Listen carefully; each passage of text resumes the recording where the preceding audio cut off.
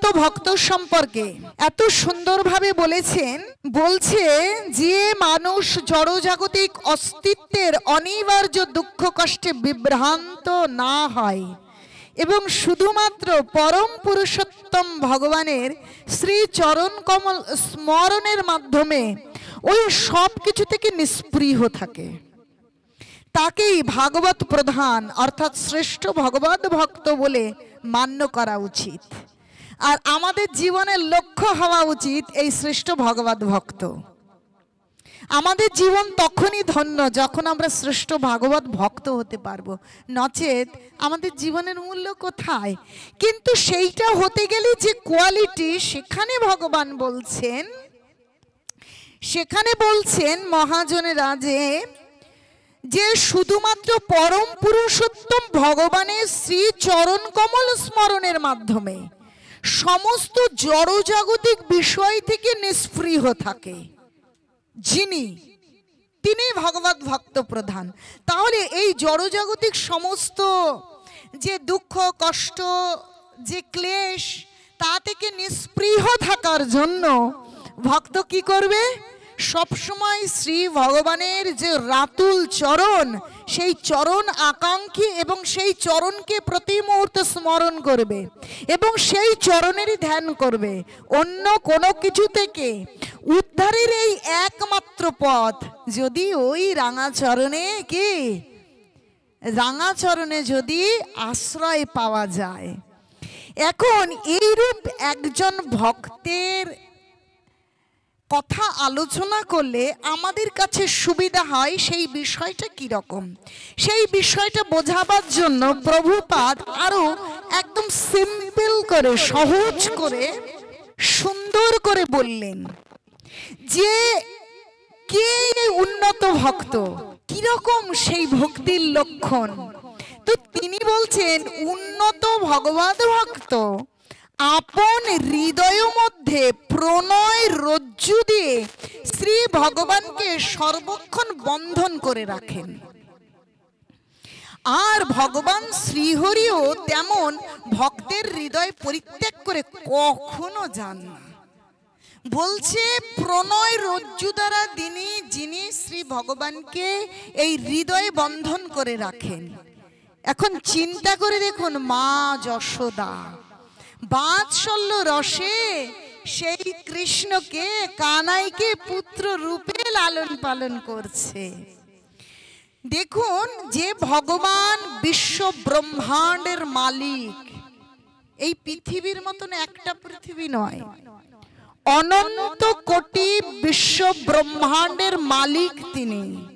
সমস্ত ঐশ্বর্য, সমস্ত যশ, সমস্ত খ্যাতি, সমস্ত জ্ঞান, সমস্ত বৈরাগ্যের মালিক তিনি। বলছে ঐশ্বর্য সমগ্রস্য বীর্যস্য যশস্য শ্রিয় জ্ঞান বৈরাগ্যৈশৈব সন্নাং ভগৈতিঙ্গনা। সমস্ত ঐশ্বর্য, সমস্ত বীর্য, সমস্ত জ্ঞান, সমস্ত খ্যাতি যিনি পূর্ণ বস্তু, সেই ছোট্ট কৃষ্ণ, তাকে কিনা সন্তান রূপে মা যশোদা লালন পালন করছেন। সাধারণ শিশুর মতন সে যখন ননি চুরি করছে, দুষ্টুমি করেছে, তখন তাকে দড়ি দিয়ে বাঁধবে বলে দৌড়ে বেড়াচ্ছে, তাকে ধরবে বলে। দৌড়তে দৌড়তে কি করছে? ভয় দেখানোর জন্য একটা লাঠি হাতে করে দৌড়চ্ছে। আর ওই ছোট্ট কৃষ্ণ, যিনি কিনা অনন্ত কোটি বিশ্ব ব্রহ্মাণ্ডের মালিক, মায়ের হাতের রজ্জু দেখে ভয়ে ক্রন্দন করছে, আর চোখের কালিতে মুখ কালিময় হয়ে গেছে। ভাবুন, আমরা বুঝতেও পারবো না এই কি সেই অনাদির আদি গোবিন্দ। এবং মা যশোদা তাকে বাঁধবে যখন ছোট্ট কৃষ্ণ বলছে, ও আমি মাখন চুরি করেছি, তাই তোমার এত শাস্তি, আমাকে এত ভয় দেখাচ্ছ, আর তুমি বানরদের সঙ্গে তুলনা করছো, রইব না তোর কোলে, আমি চলেই যাব বনে। যখন মা দেখছে তো বনে চলে যাবে, সর্বনাশ, তাহলে দড়ি দিয়ে বাঁধতে হবে, মারলে তো শাস্তি দেওয়া যাবে না। যদি মার খেয়ে বনে চলে যায় তাহলে তো আমার কোল খালি হয়ে যাবে, তা তো করা যাবে না, তাহলে কি দড়ি দিয়ে বাঁধতে হবে। তাই নিজের বাড়ির 9 লক্ষ ধেনুর দড়ি একটা দড়ি দিয়ে বাঁধছে, মোটে 3 বছরের শিশু কোমরটা কত মোটা হতে পারে, কিন্তু একটা দড়ি, দুটো দড়ি, 1000, 1,90,00,000 ধেনুর দড়ি দিয়ে বাঁধছে, তাও বাঁধতে পারছে না, 2 আঙুল ফাঁকা হয়ে যাচ্ছে। তো কি করবে, গ্রামের গোপীদের গাভীদের দড়ি নিয়ে এসেও বাঁধছে, কিন্তু তার চেষ্টায় কোনো ত্রুটি নেই, বাঁধতে বাঁধতে শেষ পর্যন্ত যখন কৃষ্ণ দেখছে এত কষ্ট হচ্ছে আমার মায়ের, হ্যাঁ ঘিমি গেছে, সাজ নষ্ট হয়ে গেছে, আলু থালু হয়ে গেছে কেশ, তখন কৃষ্ণ যখন ফিরে তাকিয়েছে তখন মাকে বলেছে নাও এবার বাঁধো। তাহলে দেখুন মা তাকে বেঁধেই ছেড়েছে, আমি তোকে বেঁধেই রাখবো, যত পরিশ্রম হোক, যত কষ্ট হোক, আমি তোমাকে বাঁধবই বাঁধবো। চিন্তা করে দেখুন, আমরা হলে একটা দড়ি, দুটো দড়ি, 90,00,000 ধেনুতেও হয়নি, আরো গ্রাম থেকে এনেছে, তাহলে তার মনের দৃঢ়তাটা কিরকম। তো তিনি ওই উঠোনের একটা কোণায় কৃষ্ণকে বেঁধেছে, আসলে বাইরে থেকে মনে হচ্ছে তিনি কৃষ্ণকে একটা উদুখোলের মধ্যে ওই উঠোনের কোণে বেঁধে রেখেছে যেন সে বনে না চলে যায়। আসলে কৃষ্ণকে তিনি প্রণয় রজ্জু দ্বারা, ওটা তো বাইরে দেখা যাচ্ছে যে ওই গাভীদের দড়ি দ্বারা বেঁধেছে, আসলে প্রণয় রজ্জু দ্বারা তিনি তার হৃদয়ে বন্ধন করেছেন। তাই তো তিনি ভক্তির পরাকাষ্ঠা, বলছে শ্রেষ্ঠ ভক্ত এবং ভক্তিকে যদি চিনতে হয়, মা যশোদা তার প্রকৃষ্ট উদাহরণ, যে তিনি প্রণয় রজ্জু দিয়ে কৃষ্ণকে বন্ধন করেছেন। সন্তান স্নেহে বাৎসল্য প্রেমের প্রগাঢ়তা এমন, অবশ্যই বেঁধেছে, তিনি ক্লান্তি অনুভব করেননি। তাহলে দেখুন যে উন্নত ভক্ত কেমন কৃষ্ণকে এইভাবে হৃদয়ে বাঁধে। আমরা কি হয়, কৃষ্ণকে সারাদিনে একবার দুবার মনে করতে পারি না, মনে করবার জন্য কত খাটনি করতে হয়, তবু কৃষ্ণকে মনে করতে পারি না। আর যিনি উত্তম ভক্ত তিনি কৃষ্ণকে এমন ভাবে এই হৃদয়ে সব সময় বাধা পড়ে, কখনো কৃষ্ণ বিহীন নয়, কখনো কৃষ্ণ ছাড়া অন্য কিছু মুখে নেই, কৃষ্ণ ছাড়া অন্য কোনো চিন্তন নেই। চিন্তা করে দেখুন ওইরূপ অবস্থা, ওইরূপ ভগবানের প্রতি রতি যদি আসে তাহলে এ জীবন ধন্য। কবে আসবে সেই রূপ চিন্তা, সেই রূপ রতি, তবেই জীবন ধন্য হবে। নিতাই গৌর সীতানাথ প্রেমানন্দে হরে হরে বল, হরে হরে বল। এখন আমাদের সেই অবস্থায় যাওয়ার চেষ্টা করতে হবে, কিন্তু আমরা যদি ভাবি আমরা তো কলুষ যুক্ত, এখনো গুরু মহারাজ কথিত প্রভুপাদ নির্দেশিত 4 নিয়ম ভালো করে পালন করতে পারি না, ভালো করে কমপক্ষে 16 মালা জপ করতে পারি না, আমরা এখনো যারা প্রসাদ পেতে পারেন না, যে আমরা তাহলে কি করে ভক্তি করব, কি করে জীবন সার্থক করব। দেখুন আপনাদের উদাহরণ দিয়ে না বোঝালে আপনারা বুঝতে পারবেন না।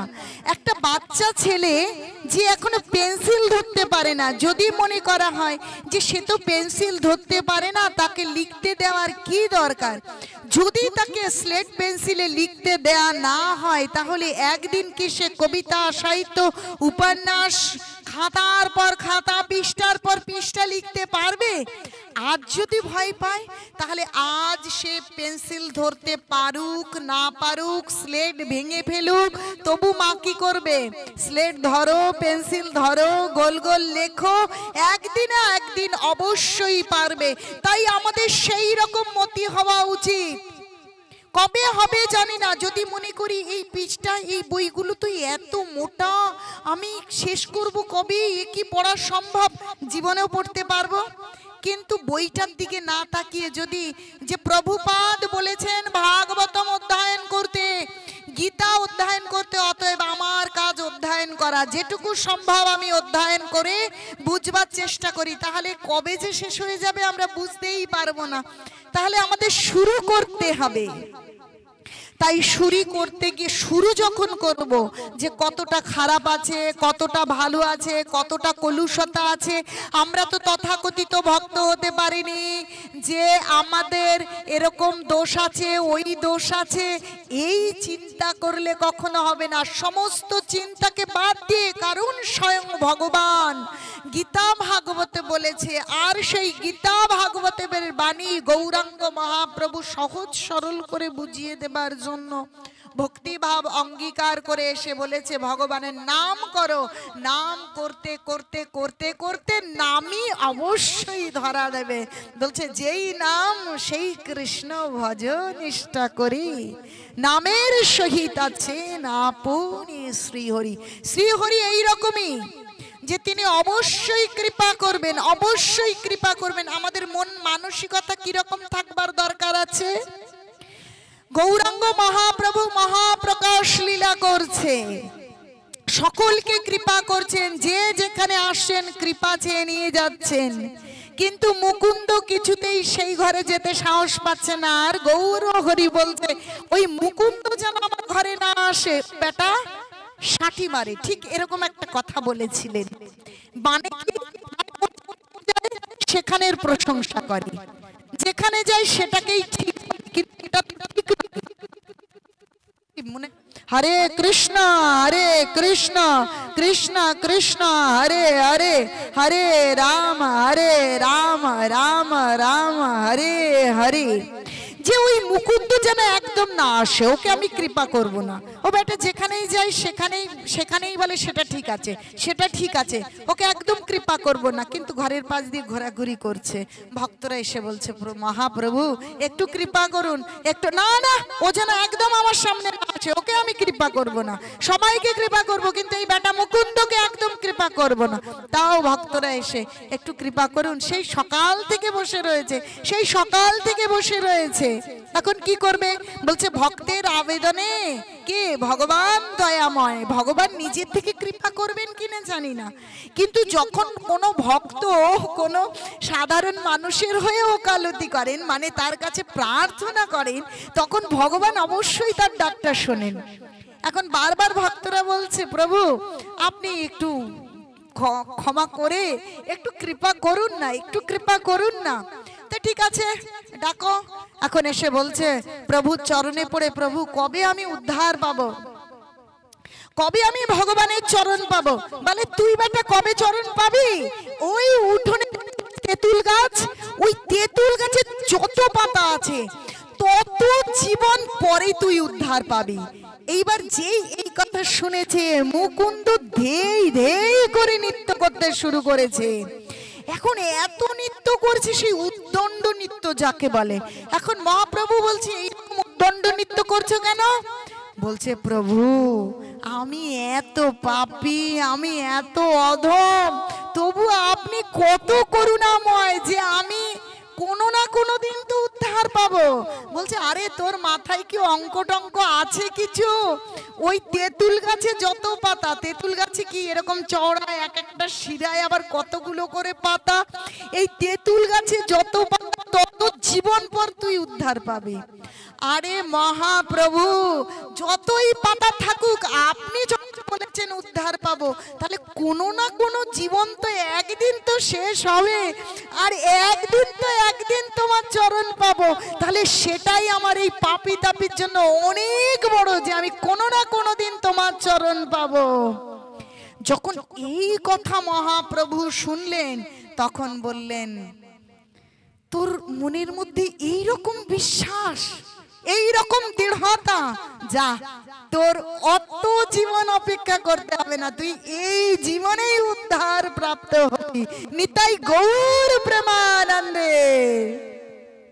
তা চিন্তা করে দেখুন তো, ওই মা যশোদা একটা দড়ি, নবলক্ষ ধেনুর দড়ি, দড়ির পর দড়ি, লক্ষ লক্ষ দড়ি, তারপরেও তার বিশ্রাম নেই। আমাকে কৃষ্ণকে বাদ দিতেই হবে। তাহলে আমাদের মনে আমি খারাপ হই, আমার জড় জাগতিক কলুষতা থাকুক, আমি ভালো মন্দ দোষ গুণ কিচ্ছু বুঝি না, ও কৃষ্ণ আমি তোমার, আমি আর কারো নই, আমি তোমার আর তুমি আমার। এই যদি শরণাগতি থাকে, এই মনের বাঞ্ছা থাকে, তাহলে ভগবান অবশ্যই তাকে কৃপা করবেন এবং তিনি এই হৃদয়ে প্রেমরূপ রজ্জু দ্বারা সেই কৃষ্ণকে বাঁধতে অবশ্যই পারবেন। ছোট কৃষ্ণ, ছোট কৃষ্ণ নানা রূপ লীলা করছে, আর মা যশোদা তথা গোপ গোপীদের আনন্দ বিধান করছেন। কারণ সেই গোকুলে এই লীলা হচ্ছে। ছোট্ট কৃষ্ণ, এই তো দীপাবলি গেল। দীপাবলি মানে কার্তিকের যে কৃষ্ণপক্ষের পরে শুক্লপক্ষের প্রতিপদ, সেই প্রতিপদে হচ্ছে এই দামবন্ধন লীলা হয়েছিল। ছোট্ট কৃষ্ণের উদর মা দড়ি দিয়ে বন্ধন করেছিলেন। দাম মানে রজ্জু আর উদর মানে পেট, যে ওই রজ্জু দ্বারা পেটে বন্ধন করেছেন বলে এই মাসের নাম হয়েছে কি দামোদর মাস, আর লীলাটার মাস হয়েছে দামোদর লীলা। আসলে ভগবান লীলা করেছেন তার ভক্তগণকে আনন্দ বিধান করবার জন্য, আর সেই লীলার মধ্যে দিয়ে এই জগতের সমস্ত মানুষকে শিক্ষা প্রদান করবার জন্য। কি করে ভক্তি করে, কি করে ভগবানের সেই যে নির্দেশ তার লীলার মধ্যে রয়েছে সেগুলি গ্রহণ করে আমরা মানব জীবনকে সার্থক করব, ভালো ভক্তে পরিণত করব। ছোট কৃষ্ণ আমাদের শিক্ষা প্রদান করছেন। একদিন একদম ছোট্ট কৃষ্ণ আর বলরাম কি করছে জানেন? গোয়াল ঘরে গিয়ে সেই গরুর, যে গরুটার শিং আছে বড় বড়, সেই শিংটা ধরে এইভাবে এইভাবে নাড়াচ্ছে। আরে ধরবি ধর, যদি ধরে বসে থাকতো তাও এক রকম, কিন্তু ধরে কি করছে? শিং ধরে এইভাবে এইভাবে এইভাবে নাড়িয়ে দিচ্ছে। এইভাবে নাড়াতে নাড়াতে এক সময় গরু কি করেছে? উঠে দাঁড়িয়েছে। এখন উঠে দাঁড়িয়ে তুমি আমাকে দোলাচ্ছিলে, এবার তোমাকে আমি একটু দোলিয়ে দেই। এখন সে কি করেছে? শিংটা দিয়ে এই রকম করে একটু দোলনায় যেমন করে দেয় না, এইভাবে কৃষ্ণ বলরাম এখন যখন ওরকম করেছে, ওরা তো শিং ধরেই রয়েছে, ওরা তো শিং ছেড়ে দেয়নি। ওইভাবে যখনই দোলিয়েছে তখন তারা ছুটে গিয়ে গোবরের গাদার মধ্যে পড়ে গিয়েছে। আর গোবরের গাদার মধ্যে পড়ে মা মা মা মা দেখো আমাদের কি হলো, আমাদের কি হলো, এইভাবে চেঁচাচ্ছে। আসলে এর মধ্যে দিয়ে অনেক বিষয় তিনি ভক্তদের জানাবেন। পাশের বাড়ির একজন গোপিকা গোবর নিতে এসেছে। এখন যশোমাকে বলছে একটু গোবর নেব, গোবর নেব। তো কৃষ্ণ অন্যদিন তো খেলতে চলে যায়, কিন্তু আজকে সে গোবরের গাদার মাঝখানে পড়েছে। না না মা, তুমি একদম গোবর দেবে না, খবরদার আরো কিছু দিয়ে দাও, কিন্তু গোবর দেবে না।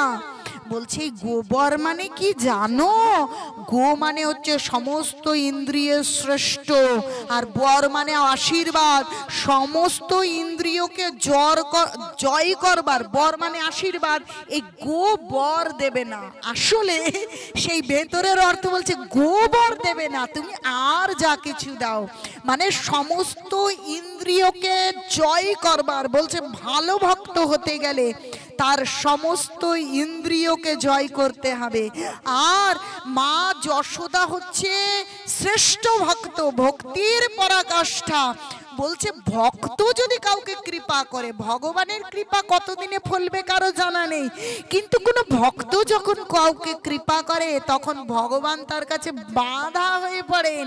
তো মা যশোদা যদি কারো ইন্দ্রিয় সংযমের আশীর্বাদ দিয়ে দেয় যে সমস্ত ইন্দ্রিয়কে তুমি জয় করতে পারবে, তাহলে তো সব পাওয়া হয়ে গেল। এতই সহজ যে কোনো কষ্ট নেই, কোনো চেষ্টা নেই, সব কিছু পাওয়া হয়ে যাবে। এ কি মামা বাড়ির মুয়া নাকি? তাই তাই কৃষ্ণ বলছে খবরদার গোবর দেবে না, আর যা কিছু দাও। কিন্তু গোপী তো গোবর নেবেই না, গো মা একটু গোবর দিতেই হবে, আমার লাগবে, দাও দাও দাও। এখন কৃষ্ণ বলছে ঠিক আছে গোবর দিতে পারি, তোমার হাতের দলায় যতটুকু উঠবে মেপে মেপে নিতে হবে, আর যতটুকু হাতে মেপে নেবে ততটুকু মাখন কিন্তু আমাকে দিতে হবে, তাহলে এই গোবর নিতে পারো, নচেত কিন্তু গোবর আমি দেব না আজকে। বলছে ততটুকু মাখন দেব? এ কি, এতটুকু গোবরে এর সমান পরিমাণ মাখন। তো বলছে এই যে তুমি ঝুড়িতে তুলে নিয়ে যাচ্ছ, হিসেব থাকবে কি করে? পরে যদি তুমি আমাকে ঠকিয়ে দাও, ঠকানো তো তোমার চলবে না। তুমি এক দলা দলা নেবে আর এক একটা করে ফোঁটা আমার গালের মধ্যে দেবে। এক একটা গোবরের টিপ, গোবরের ঘুটে দেয় না, এবার ছোট ছোট করে এক এক দলা নেবে আর এক একটা করে টিপ দিয়ে যাবে। এবার টিপ দিলে পরে আমি পরে গুনে দেখবো কতগুলো হয়েছে, আমার মুখে দেবে কিন্তু, গুনে দেখে তারপরে ততগুলো মাখন দেবে। যাও এবার তাহলে গোবরটা নাও। চিন্তা করে দেখুন, আমরা বড় আধুনিকা হয়ে গেছি, কেউ গরু পুষবে না। গোবরের গন্ধ, ওই ঘুটে, ওই গোবর ধরা, গরু ঘর পরিষ্কার করা, কি একটা বিচ্ছিরি কাণ্ড। সব কুকুর পোষে, কুকুরের পায়খানা পরিষ্কার করে, কত কি করে। তা বলে কুকুরকে আমি হিংসা করছি তা নয়। শাস্ত্র বলছে সমস্ত পশু পাখিকে সম্মান করো, কিন্তু গোমাতাকে পুজো করো। আর গোমূত্র আর গোময় ছাড়া কেউ কখনো পবিত্রই হতে পারে না। বলছে শাস্ত্রে বেদে লেখা আছে সমস্ত বিষটা হচ্ছে ঘৃণ্য বস্তু, কিন্তু একমাত্র গোমাতার গোময় মানে গোমাতা বা মানে গরুর যে বিষ্ঠা সেটা পরম পবিত্র। সমস্ত হাড়, আচ্ছা মৃত হাড় পাড়ালে আমাদের স্নান করতে হয় না, কিন্তু আমরা যে মায়েরাই যে শাখা পরে আছি, এটা শঙ্খের কি, শঙ্খের মৃত অস্থি, কিন্তু এটা মৃত জিনিস, কিন্তু এই শঙ্খ সব থেকে পবিত্র। আমরা পুজো করতে গেলে আগেই শঙ্খ বাজাচ্ছি। তাহলে গরুর বিষ্ঠা হচ্ছে সব থেকে পবিত্র, আর এই হচ্ছে শাখা, এটা অস্থি হলেও এটা সব থেকে পবিত্র। তাহলে চিন্তা করে দেখুন। তো বলছে যে এই গোবরটা আমার মুখে দেবে, তাহলে স্বয়ং অনাদির আদি গোবিন্দ সেই গোবরটাকে মুখে নিচ্ছে। আমরা যখন অভিষেক করাই ভগবানের, তখনও কিন্তু পঞ্চ অমৃত আর পঞ্চগব্য প্রয়োজন হয়, সেখানে গোময় গোমূত্র লাগে। আর আমরা বড় আধুনিক হয়ে গেছি। দেখুন সেই আধুনিকতার চরণে কুরুল দিয়ে আমাদেরকে কৃষ্ণ কি জানিয়ে রেখেছে, যে তোমরা যে গোবরকে ঘৃণা করছো, আমি সেই গোবরকে গালে আর মুখে মাখছি। সেই গোবরটাকে তোমরা এরকম করে সম্মান করো, সেই গোমাতাকে পুজো করো। এত রোগ, এত সমস্যা কেন তৈরি হচ্ছে? আগে প্রত্যেক বাড়িতে কিছু থাকুক না থাকুক একটা দোয়া গরু থাকবেই, তাই তো? দুধ খাবে আর ঘি খাবে, আর ওই গোবর দিয়ে মায়েরা কি ঘরটা সুন্দর করে লেপে পুছে রাখবে, তাই না? আর ওতে প্রাকৃতিক অ্যান্টিবায়োটিক আছে, যে রোগ জীবাণু বাড়িতে প্রবেশ করতে পারবে না। কিন্তু আমরা কি করছি? আমরা সেসব জানি না, যে যাতে রোগ জীবাণু বেশি বেশি বাসা বাঁধে, সেই কুকুর বেড়ালকে নিয়ে বিছানায় একসঙ্গে থাকছি, একসঙ্গে খাওয়াচ্ছি। তাহলে আবার বলছি কি ভগবান নেই গো, এত রোগ হয়, ভগবান তো দেখে না, এসব চিন্তা করছি কিনা? তাহলে ভগবান এই লীলার মধ্যে দিয়ে কি দেখাচ্ছে? আমাদের গাভী পালন করতে হবে, যাদের সম্ভব তারা যেন অন্তত কুকুর বিড়াল যা আছে পশু পাখিকে আমরা সম্মান করব, তাদেরকে খেতে দেব, কিন্তু প্রতিপালন করব। সেবা দেব কাকে? সকলে বলুন, সেবা দেব কাকে? গোমাতাকে। পুজো করব কাকে? গোমাতাকে। ওই গোমাতার বাটের মধ্যে স্বয়ং বিষ্ণু রয়েছে, আর যা দিয়ে অমৃত পড়ছে, আর সেই অমৃত হচ্ছে সুষম খাদ্য। তাই গোমাতাকে আমরা করব পুজো।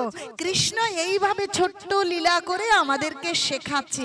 শুধু এরকম করে না, একদিন কি হয়েছে জানেন? কৃষ্ণ কি করে, ওই গোপীদের বাড়িতেও চুরি করতে যায়, চুরি করে করে ননি খায়। কিন্তু আমরা বাইরে থেকে দেখছি যে কৃষ্ণ তো চুরি করে, কিন্তু সেই চুরিরও যে অন্তর্নিহিত অর্থ থাকতে পারে আমরা সেটা জানি না। সেটা কি রকম? যখন কৃষ্ণ সুদাম শ্রীদাম বাল্য বন্ধুদের নিয়ে খেলতে গেছে, তখন দেখছে গোপ বালকরা, কৃষ্ণ মানে বোঝেন তো, একদম পাতলা দুবলা হয়ে গেছে, একটু শক্তি নেই, ঠেলা দিলেই মনে হয় পড়ে যাবে। এই তোরা না গোপেদের ছেলে, দুধ খাস, মাখন খাস, হ্যাঁ ননি খাস, তাহলে তোরা এত দুর্বল কেন?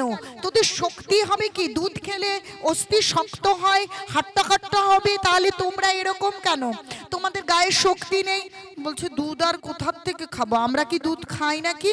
কেন গোপেদের ছেলে দুধ খায় না, এটা আবার কি রকম ব্যাপার? আচ্ছা আমরা কি দই খাই নাকি? আমরা ননি খেতে পাই নাকি? বলছে খেতে পাস না মানে? বলে খাবো কোথার থেকে? যত মাখন হয়, যত ননি হয়, সব ভালো ভালো বিষয় ওই কংস আছে, কংস সব হরণ করে নিয়ে যায়। কর দিতে হয়, সমস্তটা হরণ করে নিয়ে যায়।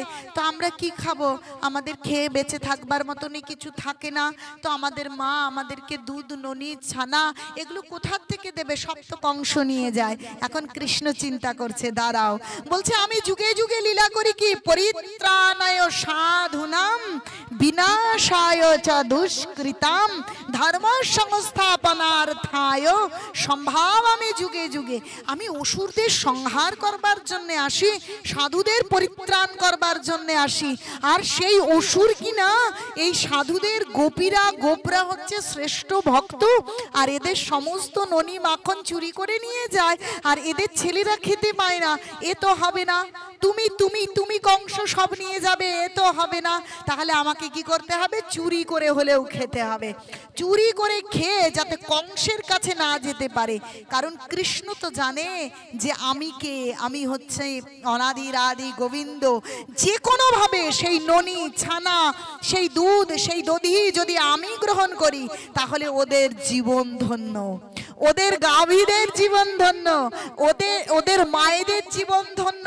যে ঘাসগুলো খেয়ে গাভীগুলো দুগ্ধ প্রদান করছে, সেই গাভীগুলো, গাছগুলো, সেই ঘাসগুলো অবধি ধন্য।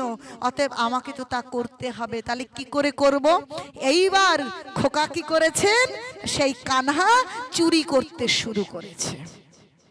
যে এইভাবে চুরি করতে হবে, কিছুতেই কংসকে এই বিষয়টা দেওয়া যাবে না। আমি যখন গ্রহণ করব তখন এদের সমস্ত কিছু ধন্য। তাহলে এই চুরির মধ্যে দিয়ে অন্তর্নিহিত অর্থ, যদি আমরা কৃষ্ণকে আমাদের জীবনের কর্ম অর্পণ করি, দধি করতেই তো কষ্ট করতে হয়, গাভীকে খাওয়াতে হয়, দুধ দহন করতে হয়, তারপরে তো সেটা আসে।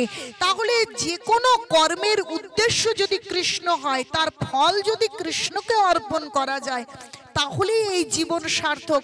যদি কৃষ্ণকে না দিয়ে কৃষ্ণবিহীন কোনো মানুষের সেবায় বা তাদের ইন্দ্রিয় তর্পণে বিষয়টা ব্যবহার হয়, তাহলে তো কংসের হরণ করে নিয়ে যাওয়ার মতো হলো। কারণ কংস কে? যার ভেতরে কৃষ্ণ ভক্তি নেই, সেই তো কংস। বলছে যে অসুরকে, যার ভিতরে কৃষ্ণ ভক্তি নেই, সেই তো অসুর। সে কংসই বলুন আর আমাদের মতন সাধারণ মানুষ বলুন, একই মানুষের মধ্যে সুর এবং অসুর। যার ভেতরে কৃষ্ণ ভক্তি নেই, তাহলে কৃষ্ণ ভক্তিহীন মানুষের জন্য, কৃষ্ণ ভক্তিহীন বিষয়ের জন্য যদি আমরা পরিশ্রম করি এবং আমাদের কৃত কর্মের ফল তাতে সমর্পিত হয়, তাহলে জীবনের কোনো মূল্যই হবে না। যদি কৃষ্ণে সমর্পিত হয়, তাহলে জীবন ধন্যাতি ধন্য হবে। স্বয়ং কৃষ্ণ লীলা করে দেখাচ্ছে। এটা যে স্বয়ং কৃষ্ণ বোঝাচ্ছে তা নয়, গৌরাঙ্গ মহাপ্রভু এসেও বোঝাচ্ছে। যখন নদীর পাড়ে ছোট ছোট মেয়েরা শিব পুজো করবে, ভালো বর হবে, অনেক এরকম সব ব্রত ট্রত রাখছে, সেই জায়গায় গিয়ে বসে পড়ছে, বলছে এই মেয়েরা সব নৈবেদ্য আমাকে দাও, সব নৈবেদ্য আমাকে দাও, ভালো ভালো বর হবে। আর যদি নৈবেদ্য আমায় না দাও, সব 4টে করে সতীন হবে, বুড়ো বুড়ো বর হবে।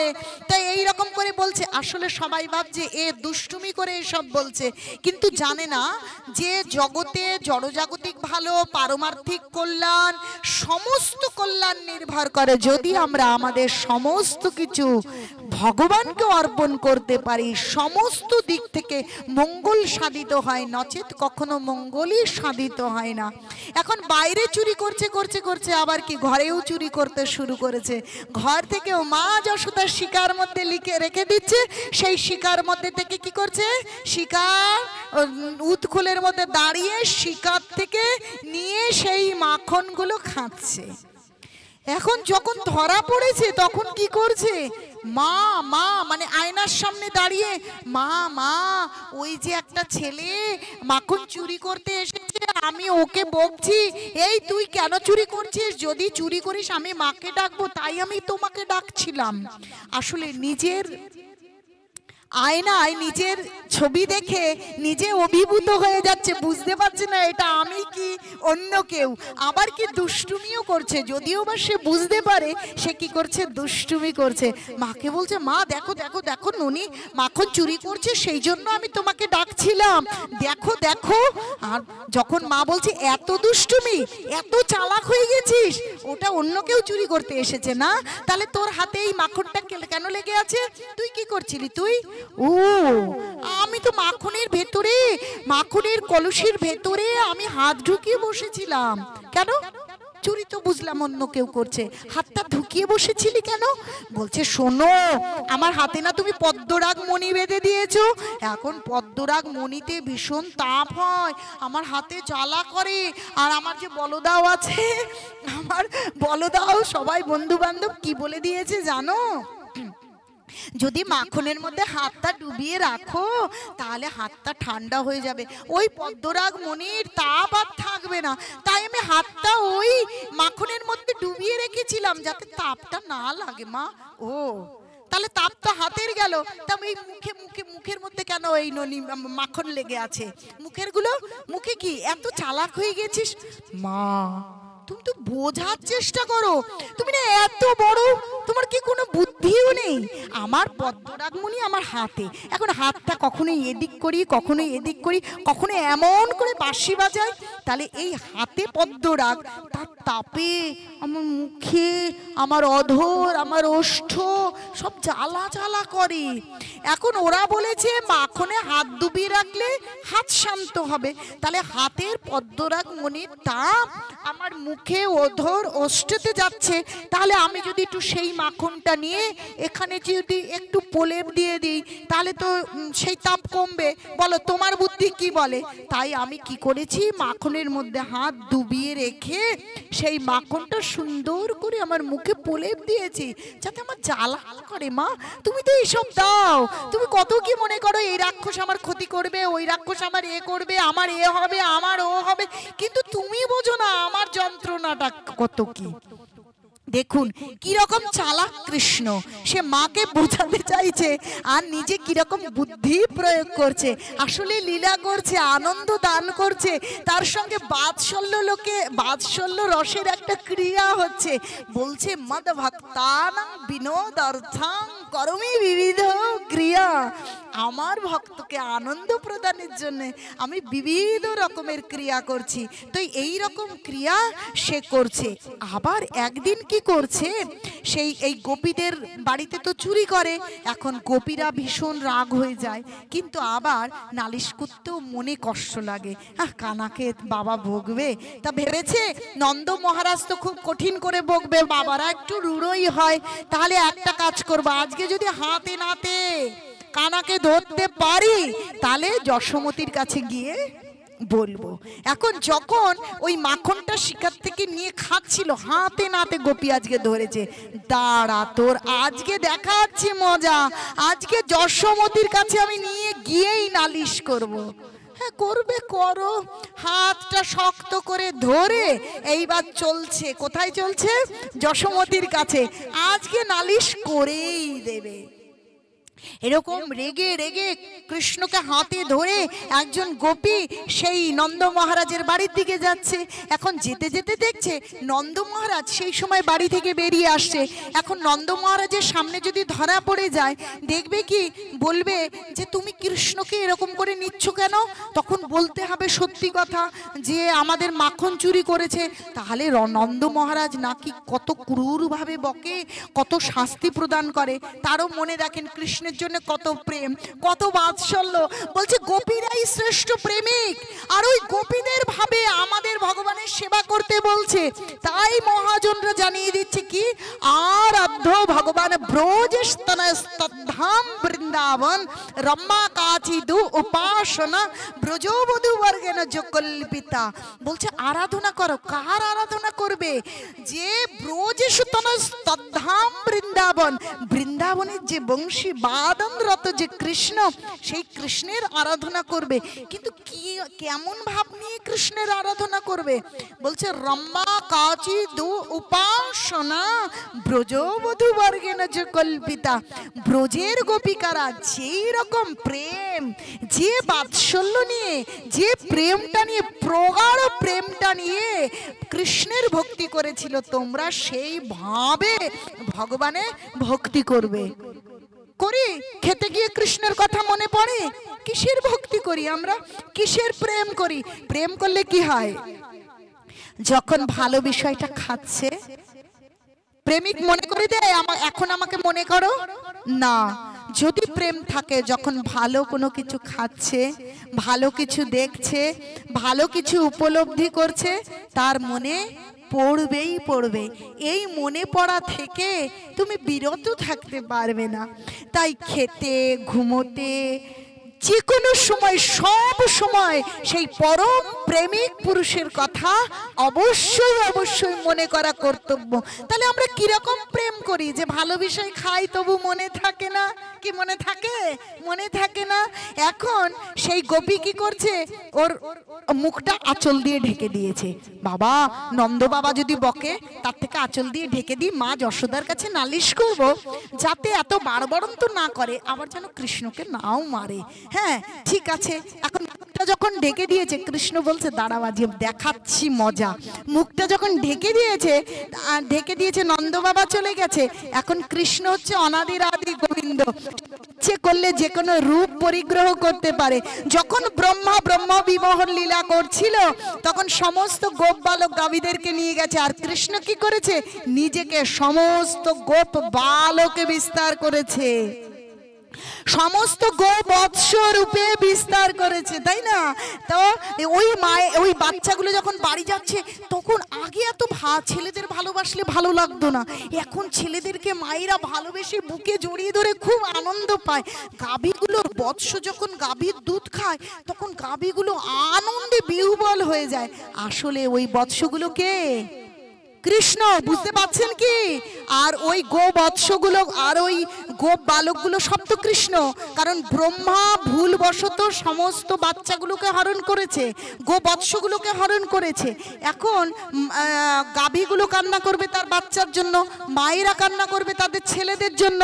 সেই জন্য কৃষ্ণ তার নিজের শরীর থেকে ওই বাচ্চাগুলোকে বিস্তার করেছে এবং গাভীগুলোকে বিস্তার করেছে।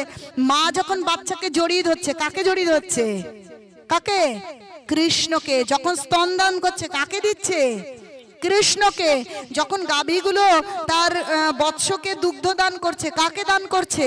তাই তাদের পরম আনন্দ হচ্ছে, কারণ বলছে সচ্চিদানন্দ আনন্দ ঘন রূপ বিগ্রহ হচ্ছে কৃষ্ণ। সেই কৃষ্ণকে তারা না জেনে এইভাবে বাৎসল্য প্রেমে আদর করছে, তাই আনন্দের সাগরে তারা ভাসছে।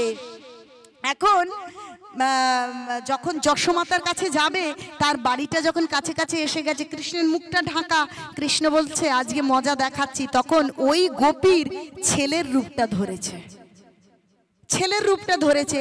এইবার হন্তদন্ত হয়ে যশোমাতা কাছে, যশোমতী তাড়াতাড়ি বেরিয়ে এসো, দেখো তোমার লালা কি করেছে, দেখো তোমার লালা কি করেছে। বলছে দেখো তোমার লালা আমাদের বাড়িতে যায়, এরকম উপদ্রব করে, একদিন দুদিন তিন দিন, কতদিন মানুষ সহ্য করে। আজ ধরে নিয়ে এসেছি, শাস্তি দাও, তোমার লালা কিন্তু এরকম করে, তোমার লালাকে বারণ করবে। বলছে কোথায়? আঁচল থেকে মুখটা বের করেছে, দেখো লালা। এইবার মুখটা যখন বের করেছে, তখন বলছে ও গোপী, তুমি এ কি রকম রসিকতা করতে এসেছো? কোথায় আমার লালা, কোথায় আমার লালা? দেখো তো, তাকিয়ে দেখো তো। ও মা, তাকিয়ে দেখছে, কোথায় কানা, এ তো নিজের ছেলে নিয়ে এসেছে। আরে এটা কি হলো? কোথায় গেল কৃষ্ণ, কোথায় গেল কানা? বলছে তোমাদের শোনো, তোমাদের মতিভ্রম ঘটেছে, তোমাদের যত দোষ, ওই নন্দ ঘোষ চুরি করুক, দুষ্টুমি করুক, তোমাদের ছেলে করুক, তোমাদের কেবল কৃষ্ণ করে। আসলে তোমরা কৃষ্ণকে খুব ভালোবাসো তো, তাই সব সময় কৃষ্ণ কৃষ্ণ করতে করতে তোমরা শুধু কৃষ্ণকেই দেখো, তোমরা আর কিচ্ছু দেখতে পাও না। দেখুন মা যশোদা বলছে তোমরা কৃষ্ণকে যথেষ্ট ভালোবাসো তো, তাই তোমরা সবকিছুতে কেবল কৃষ্ণই দেখো, তোমরা আর কিচ্ছু দেখো না। দেখুন মনে হচ্ছে বিষয়টা ব্যঙ্গাত্মক, কিন্তু এর মধ্যে গীতার জ্ঞান রয়েছে। গীতায় ভগবান কি বলছেন জানেন? বলছে ব্রহ্মা ভূত প্রসন্ন আত্মা না শোচতি না কাঙ্ক্ষতি সম ভুলে গেছি, এর জন্য বিছানায় বসে কখনো ভগবানের কথা বলতে নেই। বলছে কি যে ব্রহ্মাভূত প্রসন্নাত্মা ন শোচতি ন কাঙ্ক্ষতি সম সর্বেষু ভূতেষু মাধভক্তি লভতে পরম। বলছে সকলকে ব্রহ্মভূত রূপ দর্শন করো, সকলের হৃদয়ে আত্মা এবং পরমাত্মা রূপী ভগবান রয়েছে। আর এই উপরের রূপটা কেন দর্শন করছো? কুবজাকে হ্যাঁ টাচ হচ্ছে বারবার, বুঝতে পারছে না, আমি বারবার টাচ হয়ে যাচ্ছি। যে কুবজা, এই আচমন পাত্র কোথায় আছে? যে কুবজাকে ভগবান সুন্দরী বলেছিল, সুন্দরী বলে যখন আহ্বান করেছিল, কুবজা ক্রন্দন করে ক্রুদ্ধ হয়ে তখন বলেছিল এ কি রসিকতা, আমি কুবজা বলে সকলে আমাকে বিদ্রুপ করে, তাও আমি সহ্য করিনি, কারণ আমি তো ঠিক ওরকমই। কিন্তু তুমি আমাকে কি বলছো? সুন্দরী বলছো কেন? বলছে শোনো, তুমি সুন্দরী, সবাই তো বাইরের রূপটা দেখে, কিন্তু আমি তো তোমার হৃদয়ের ভেতরে, হৃদয় অভ্যন্তরে তোমার আত্মা এবং পরমাত্মা থেকে দেখছি, সেখানে সকলেই সুন্দর, তুমি প্রকৃত সুন্দর, এই উপরের রূপটা দিয়ে কিছু হয় না। তাই ভগবান বলছেন যে সকলে সেইভাবে আমাদের দর্শন করতে হবে। তাই বলছে যে ব্রাহ্মণ ক্ষত্রিয় বিশং শূদ্রাণং চ পরন্তপ, হ্যাঁ বলছে যে ব্রাহ্মণ ক্ষত্রিয় শূদ্র, সেই কুকুরভোজী চণ্ডাল, সমস্ত এমনকি গাভী এবং একটা হাতি, সকলকে এক রকম ভাবে সমদৃষ্টি দিয়ে দর্শন করবার কথা বলা হয়েছে। আর যশোমতী হচ্ছে ভক্তির পরাকাষ্ঠা। যশোমতী আজ কি বলছে? তোমরা কৃষ্ণকে ভালোবাসো তো, তাই সকলের মধ্যে তোমরা কেবল কৃষ্ণকেই দেখো। তিনি ঠিকই বলছে, আমাদের সকলের মধ্যে যেদিন আমরা কৃষ্ণকে দেখতে পারবো, এও কৃষ্ণের অংশ, ও কৃষ্ণের অংশ, কেউ শত্রু নয়, কেউ মিত্র নয়। আমার প্রারব্ধ আমি ভোগ করছি, আসলে সবার মধ্যে অনাদির আদি গোবিন্দের অংশ বিশেষ রয়েছে। অতএব কারোর সঙ্গে শত্রুতা নয়, সকলকে সমভাবে শ্রদ্ধা করাই আমার জীবনের উদ্দেশ্য এবং সেটাই আমাদের কর্তব্য। সেটা যশোদা মা কি সুন্দর করে সরলভাবে বলে দিচ্ছে। তো ছেলেকে নিয়ে যখন হাত ধরে ফিরে চলে আসে, কিরকম অপমান চিন্তা করুন, যে কৃষ্ণকে ধরে নিয়ে গেছে, সেখানে নিজের ছেলে হয়ে গেছে। ও মা খানিকটা যাওয়ার পরে, হ্যাঁ এই তুই কোথা থেকে এলি?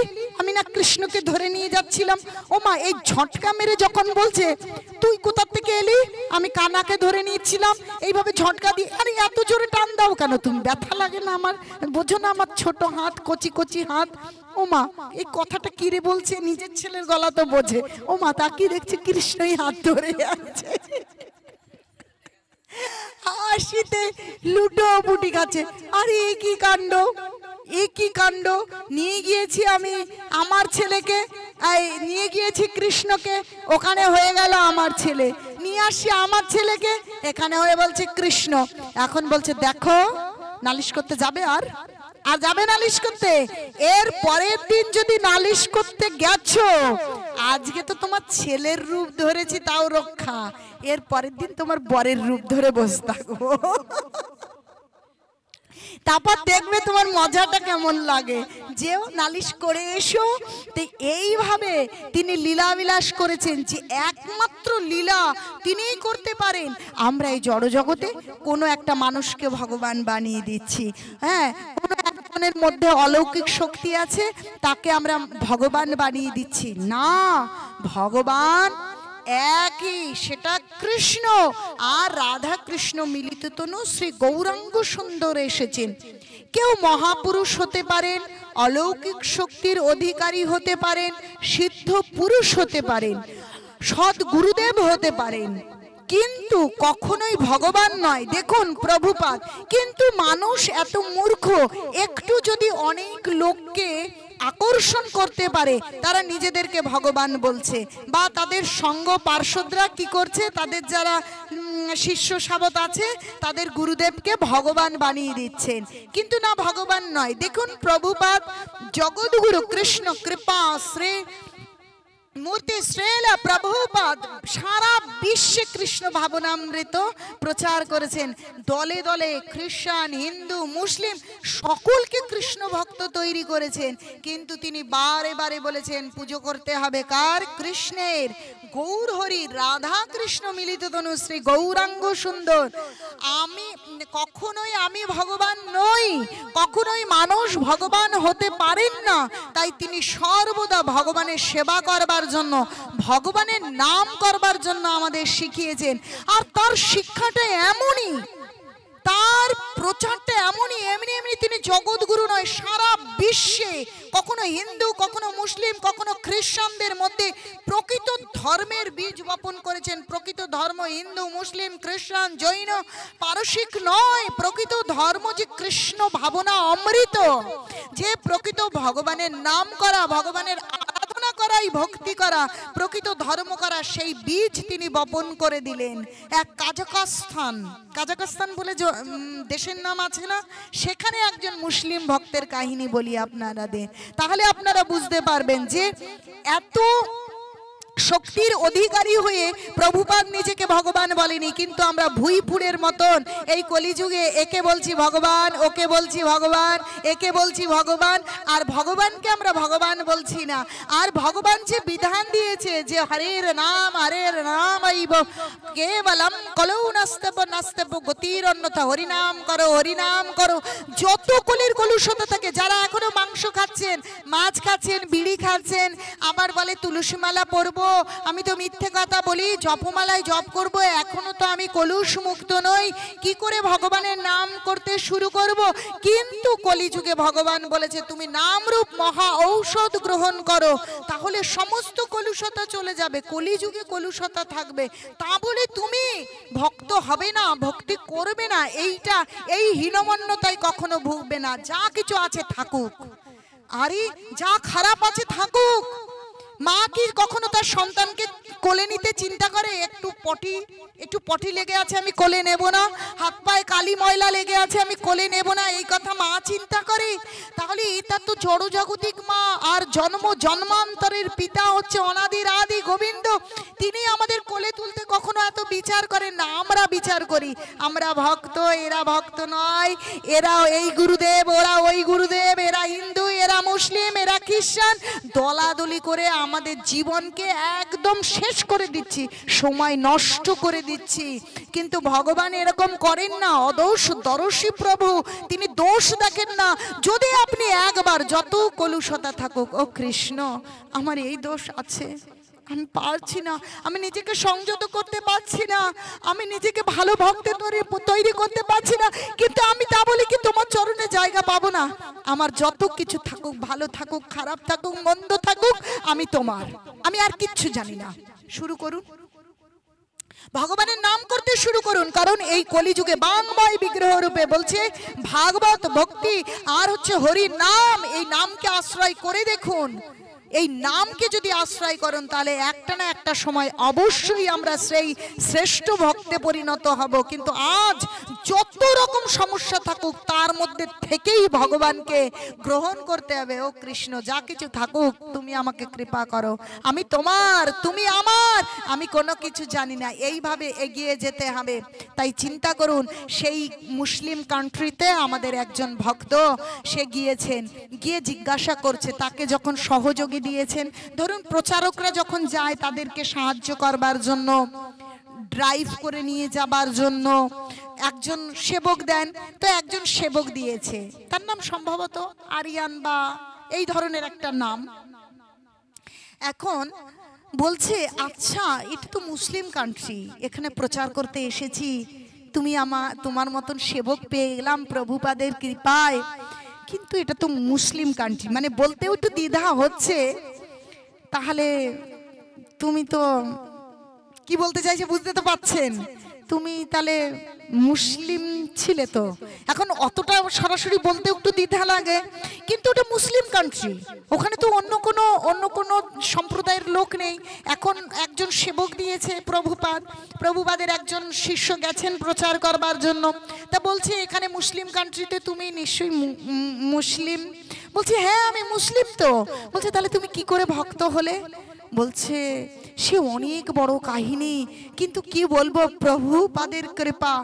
দেখুন, এই প্রভুপাদকে এমনি এমনি জগৎগুরু বলা হয়নি, মানুষ জানে না, ইসকনকে বিদেশি সংস্থা বলে, কিন্তু এই প্রভুপাদ এই কলকাতার অভয় চরণ দে, গৌরমোহন দের ছেলে অভয় চরণ দে, যিনি সারা বিশ্বে কৃষ্ণ ভগবান এবং কৃষ্ণ ভক্তিকে সারা বিশ্বে পৌঁছে দিলেন। গৌর হরির হরিনাম সংকীর্তনের সেই আন্দোলনে, সেই জোয়ারে, সেই বন্যায় সারা জগৎকে ভাসালেন, কিন্তু আমরা ভাবছি উল্টো উল্টো, আর হরিনামকে গ্রহণ করছি না, কৃষ্ণ ভাবনাময় হচ্ছি না। বললেন প্রভুপাদের কৃপায় আমি যে কি করে ভক্ত হয়ে গেলাম প্রভু, বলতে গেলে তো অনেক কথা। আরে বলো না, একটু শুনি, শুনে এই কর্ণ মন তৃপ্ত করি, প্রভুপাদের কত কৃপা।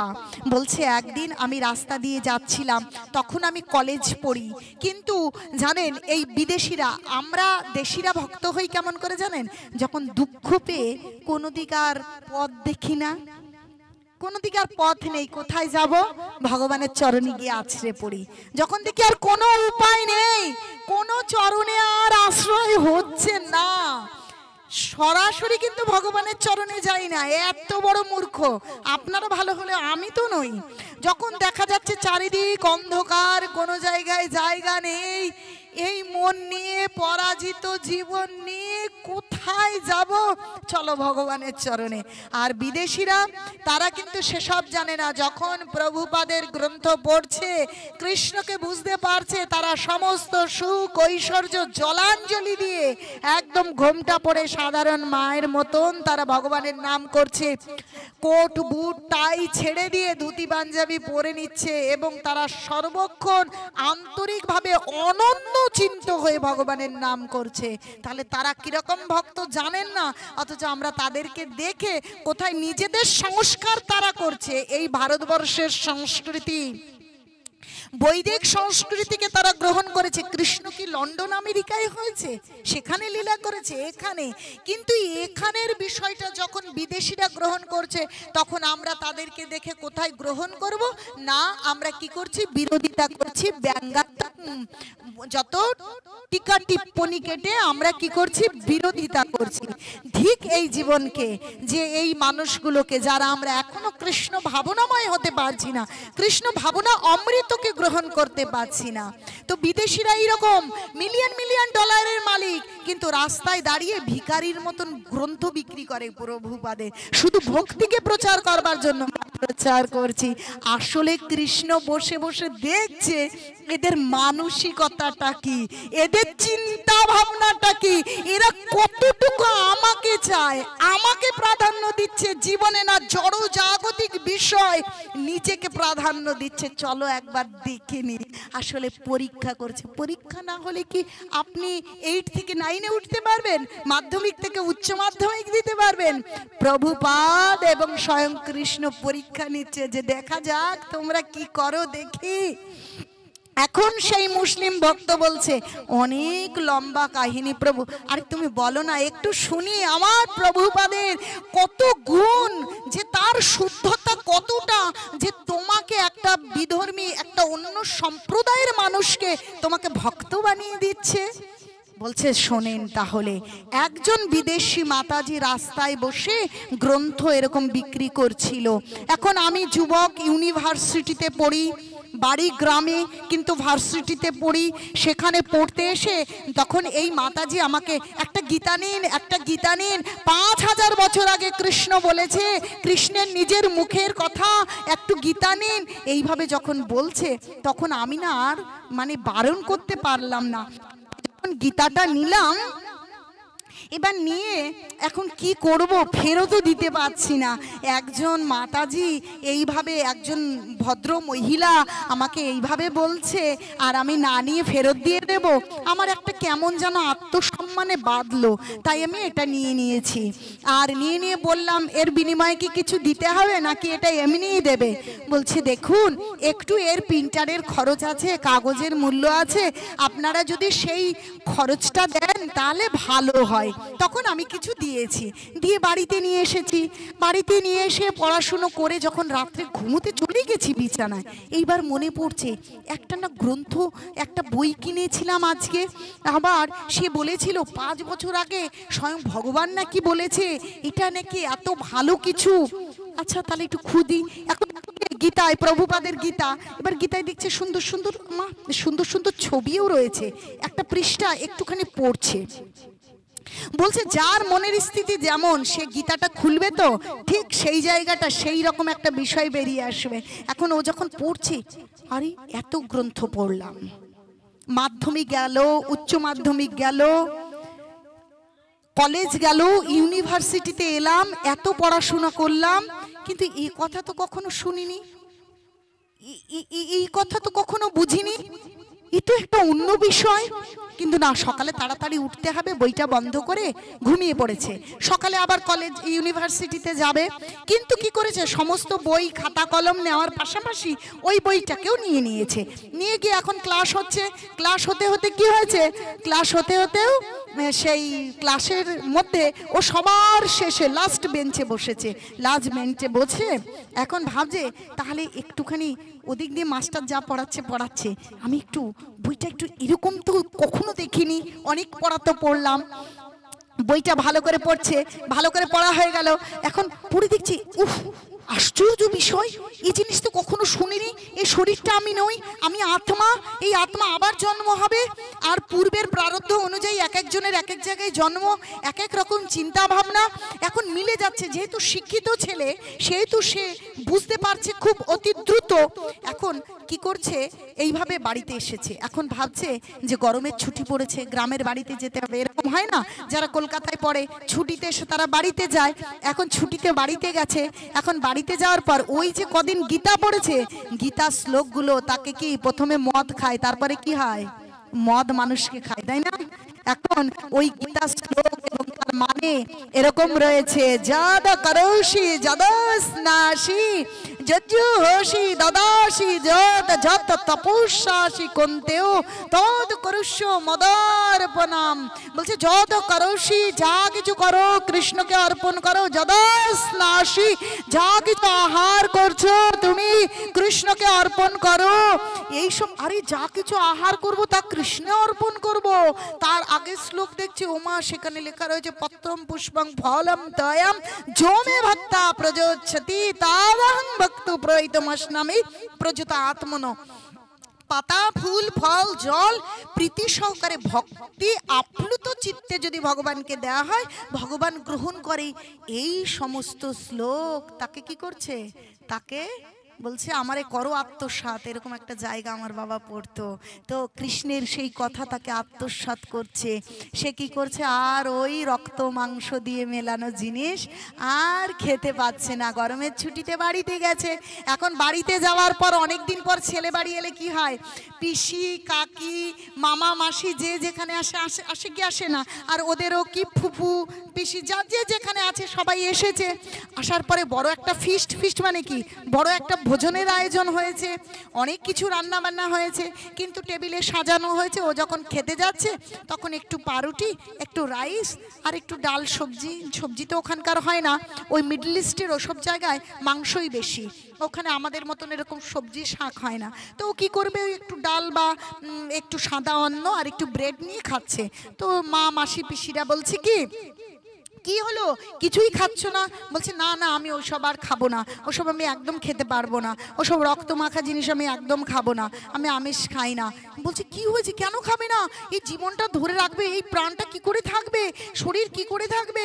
আমাদের এত আদরের ছেলে, আমরা এরকম শহরে পড়তে পাঠালাম, আর কি হয়ে গেল? এসে বলছে কিছুই খাবো না, কিছুই খাবো না। না, আমি কিছুই খাবো না, আমাকে জোর করবে না, আমি ওসব কিছুতেই খাবো না। এখন ছেলে ওই সামান্য একটু রুটি আর একটু অন্ন খেয়ে উঠে গিয়েছে। এখন ওই বাড়ির পিসি মাসি বাবা মা ঠাকুমা ঠাকুরদা ছেলে তো গিয়ে ঘরে চলে গেছে, তারা এখন সেই গোল টেবিলে বৈঠকের মতন বৈঠকে বসেছে। কি এমন হয়েছে? আমাদের মুসলিম ছেলে সবসময় মাংস খাওয়াই যাদের অভ্যাস, সে বলছে মাংস খাবে না, তাহলে এর কি হয়েছে, কি এর পরিবর্তন আছে?